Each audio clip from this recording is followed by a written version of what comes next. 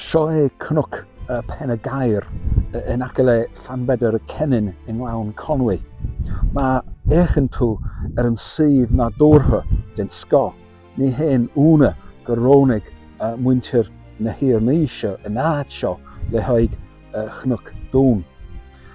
Agus ceg tógach hart 2000 blian o hyn stocha. Is fedder laat na balí clocha a chruchig yn dŵn esgyd ffos. Rwyd y wain a harabes simiol fwy'n syf sio na na siafod y ffris na clocha tóca hef y mw a fala. Master gytogach iad sio chun gymech se nis dacra dy lechra chapel yw'n si a yenaf yn syf.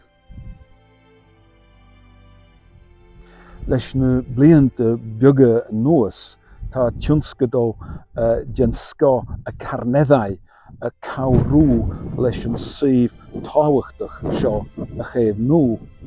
Tá chun róirithe agus oibrithe deonacha ó chumann Snowdonia, sé sin cymdeithas riri réan a gearra atin a bhí fásaithe suas rud a bhagar na clucha arsa a bhuacha.